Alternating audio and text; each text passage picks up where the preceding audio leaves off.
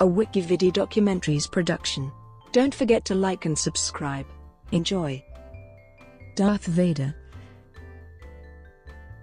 Anakin Skywalker, better known later in his life as Darth Vader, is a fictional character in the Star Wars franchise. He is the overarching central character of the original film series, appearing in the original trilogy as a main and pivotal antagonist serving the Galactic Empire, and in the prequel trilogy as a main protagonist whose fall to darkness forms the central story arc of those films.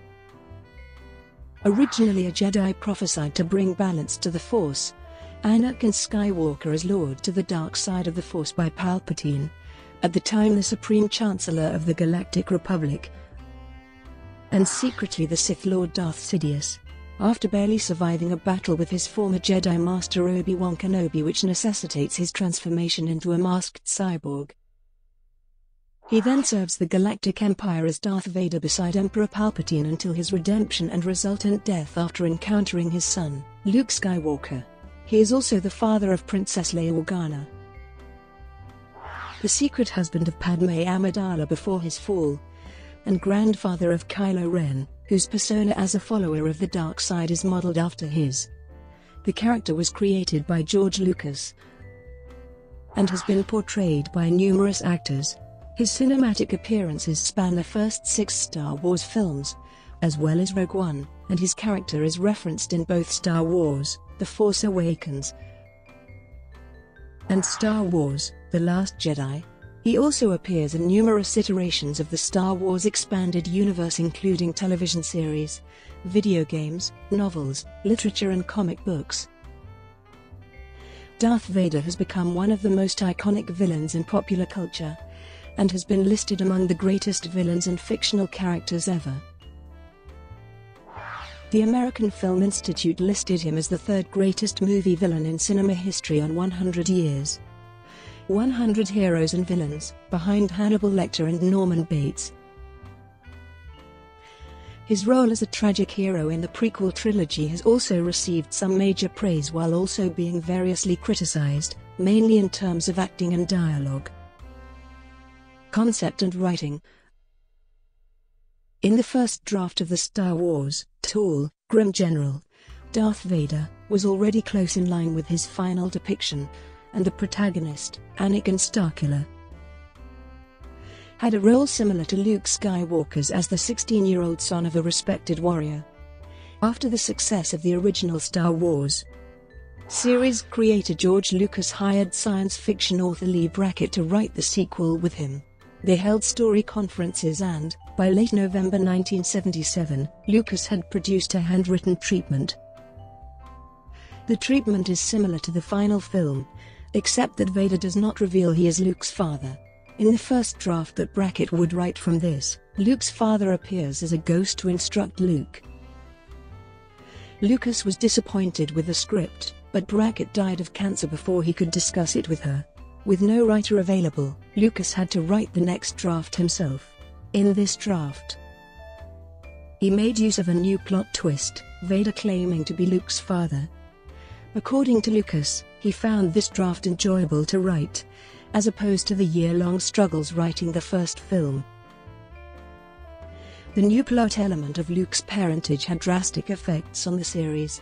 Author Michael Kaminsky claims and argues in his book that it is unlikely that the plot point had ever seriously been considered or even conceived of before 1978, and that the first film was clearly operating under an alternate storyline where Vader was a separate character from Luke's father. After writing the second and third drafts in which the plot point was introduced, Lucas reviewed the new backstory he had created. Anakin had been Obi-Wan Kenobi's brilliant student and had a child named Luke, but was swayed to the dark side by Palpatine. Anakin battled Kenobi on the site of a volcano and was badly wounded, but was then reborn as Vader. Meanwhile, Kenobi hid Luke on Tatooine while the Galactic Republic became the tyrannical Galactic Empire and Vader systematically hunted down and killed the Jedi. This change in character would provide a springboard to the tragedy of Darth Vader storyline that underlies the prequel trilogy. After deciding to create the prequel trilogy, Lucas indicated the series would be a tragic one depicting Anakin's fall to the dark side. He also saw that the prequels could form the beginning of one long story that started with Anakin's childhood and ended with his death. This was the final step towards turning the film series into a saga. For the first prequel, Star Wars, Episode I: The Phantom Menace, Lucas made Anakin 9 years old to make the character's separation from his mother more poignant. Movie trailers focused on Anakin, and a one-sheet poster showing him casting Vader's shadow informed otherwise unknowing audiences of the character's eventual fate. The movie ultimately achieved a primary goal of introducing audiences to Anakin. Author Michael Kaminsky, in The Secret History of Star Wars, offers evidence that issues in Anakin's fall to the dark side prompted Lucas to make massive story changes. First revising the opening sequence of the third prequel, Revenge of the Sith, to have Palpatine kidnapped and his apprentice, Count Dooku, killed by Anakin as the first act in the latter's turn towards the dark side. After principal photography was complete in 2003, Lucas made even more massive changes in Anakin's character, rewriting his entire turn to the dark side. Anakin's fall from grace would now be motivated by a desire to save his wife, Padme Amidala, rather than the previous version in which that reason was one of several, including that he genuinely believed that the Jedi were plotting to take over the Republic.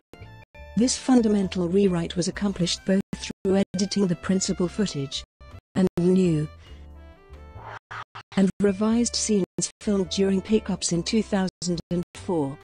During production of the Clone Wars TV series, Ahsoka Tano was developed to illustrate how Anakin develops from the brash, undisciplined Padawan apprentice in Attack of the Clones to the more reserved Jedi Knight in Revenge of the Sith. Clone Wars supervising director and Rebels co-creator Dave Filoni said that giving Anakin responsibility for a Padawan was meant to place the character in a role that forced him to become more cautious and responsible. It would also give him insight into his relationship with Obi-Wan and depict how their relationship matured. Ahsoka and Anakin's relationship was seen as an essential story arc spanning both the animated film and Clone Wars television series. Filoni began thinking about the final confrontation between Ahsoka and Vader ever since he created Ahsoka. Different iterations had different endings, including one in which Vader kills Ahsoka just as she slashes open his helmet to reveal Anakin's scarred face. Ahsoka's presence in Star Wars Rebels was necessary to allow Darth Vader to encounter the show's lead characters without the latter being destroyed. Ahsoka can stand toe-to-toe with Vader. Design. The original design of Darth Vader's costume did not originally include a helmet. The idea that Vader should wear a breathing apparatus was first proposed by concept artist Ralph McQuarrie during pre-production discussions for Star Wars with George Lucas in 1975. In an interview with Star Wars Insider magazine, McQuarrie stated that Lucas' artistic direction was to portray a malevolent figure in a cape with samurai armor for Darth Vader. George Lucas just said he would like to have a very tall, dark fluttering figure that had a spooky feeling like it came in on the wind. McQuarrie noted that the script indicated that Vader would travel between spaceships and needed to survive in the vacuum of space, and he proposed that Vader should wear some sort of spacesuit. Lucas agreed, and McQuarrie combined a full-face breathing mask with a samurai helmet, thus creating one of the most iconic designs of space fantasy cinema. McQuarrie's 1975 production painting of Darth Vader engaged in a lightsaber duel with Dayak Starkiller depicts Vader wearing black armor, a flowing cape and an elongated, skull-like mask and helmet. Its similarity to the final design of Vader's costume demonstrates that McQuarrie's earliest conception of Vader was so successful that very little needed to be changed for production. Working from McQuarrie's designs, the costume designer John Mollo devised a costume that could be worn by an actor on screen using a combination of clerical robes, a motorcycle suit, a German military helmet and a gas mask. The prop sculptor Brian Muir created the helmet and armor used in the film. The sound of the respirator function of Vader's mask was created by Ben Burtt using modified recordings of scuba breathing apparatus used by divers. The sound effect is trademarked in the U.S. patent and trademark office under trademark 7,419,252 and is officially described in the documentation as the sound of rhythmic mechanical human breathing created by breathing through a scuba tank regulator. Commentators have often pointed to the influence of Akira Kurosawa's films such as The Hidden Fortress on George Lucas, and Vader's samurai-inspired costume design is held up as a significant example of the Japanese influences on Star Wars. Portrayals. Darth Vader was portrayed by bodybuilder David Prowse in the original film trilogy, and by stunt performer Bob Anderson during the character's intense lightsaber fight scenes. Lucas originally intended for Orson Welles to voice Vader. After deciding that Welles' voice would be too recognizable, he cast the lesser-known James Earl Jones instead. Jones initially felt his contributions to the films were too small to warrant recognition and his role was uncredited at his request until the release of Return of the Jedi. When Jones was specifically asked if he had supplied Vader's voice for Revenge of the Sith, either newly or from a previous recording, Jones answered, "You'd have to ask Lucas about that. I don't know." Hayden Christensen and Gene Bryant alternately portray Vader in Revenge of the Sith. During the production of Revenge of the Sith, Christensen asked Lucas if a special Vader suit could be constructed to fit his own body, rather than have a different actor don one of the original sets of Vader armor worn by Prowse. Brock Peters provided the voice of Darth Vader in the NPR-USC radio series. Both Spencer Wilding and Daniel Napris portrayed Vader in Rogue One, with Jones reprising his role as the character's voice. Vader's character has also been portrayed in several video games.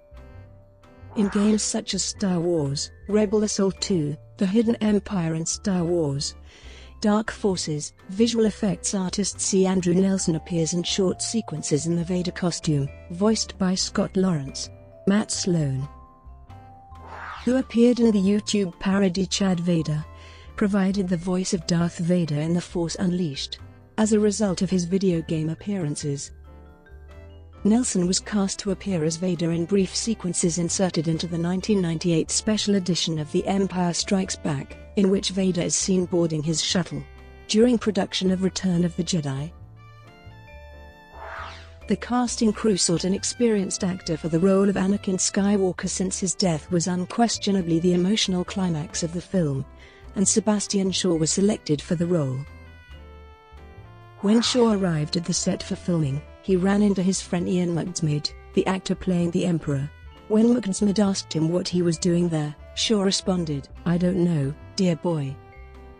I think it's something to do with science fiction." His presence during the filming was kept secret from all but the minimum cast and crew, and Shaw was contractually obliged not to discuss any film secrets with anyone, even his family. The unmasking scene, directed by Richard Marquand, was filmed in one day and required only a few takes, with no alteration from the original dialogue. Lucas personally directed Shaw for his appearance in the final scene of the film, in which he is a Force ghost of Anakin. Shaw's image in this scene was replaced with that of Christensen in the 2004 DVD release. This last attempt to tie the prequel and original trilogies together proved to be possibly the most controversial change in the Star Wars re-releases.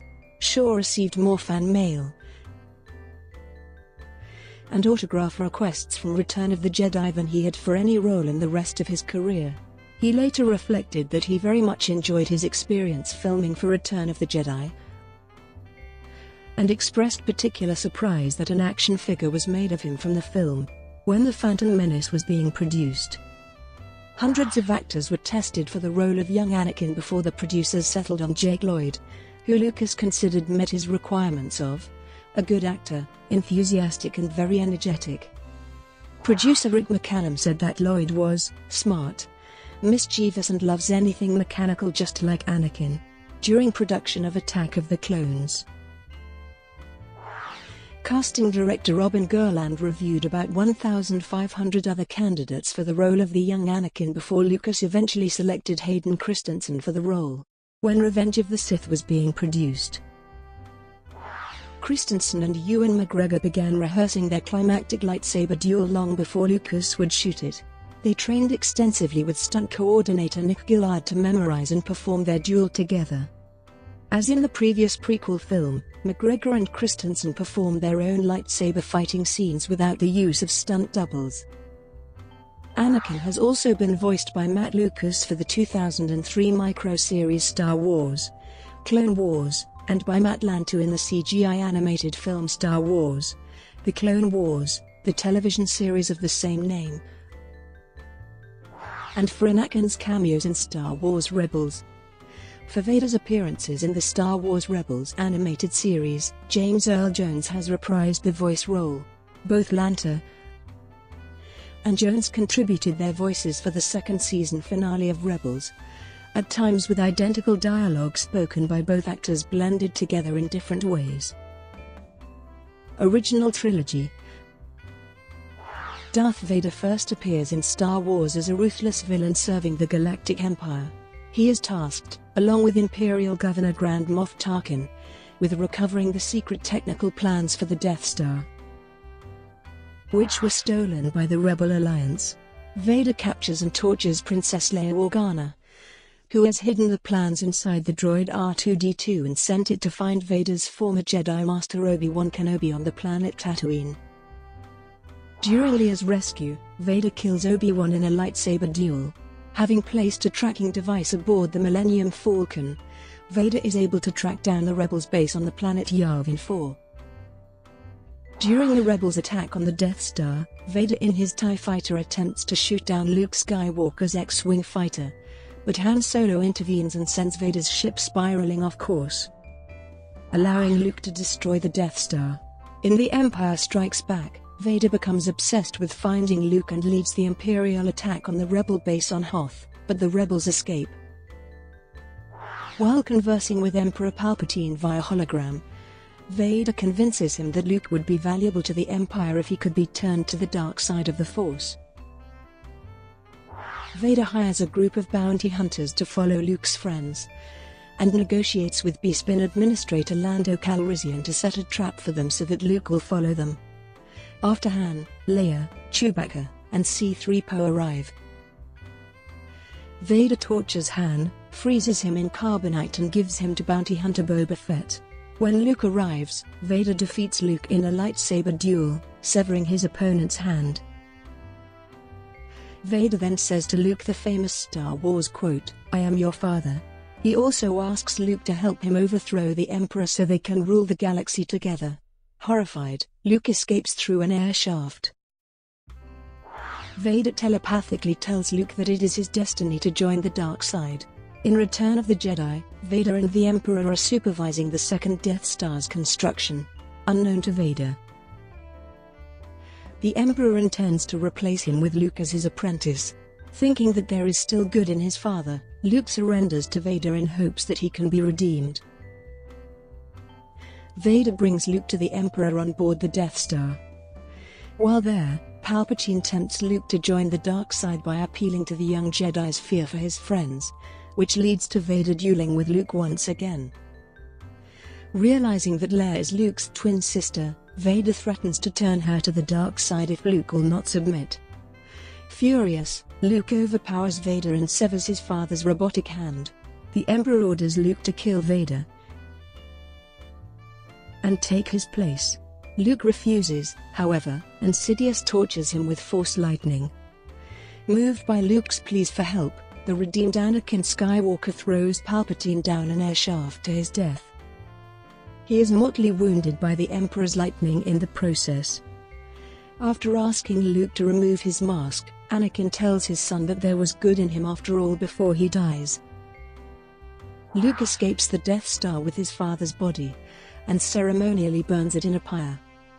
Anakin's spirit reunites with those of Obi-Wan and Yoda to watch over Luke and his friends as the rebels celebrate the Death Star's destruction and the fall of the Empire. Brought to you by WikiVidi Documentaries. Would you like to know more?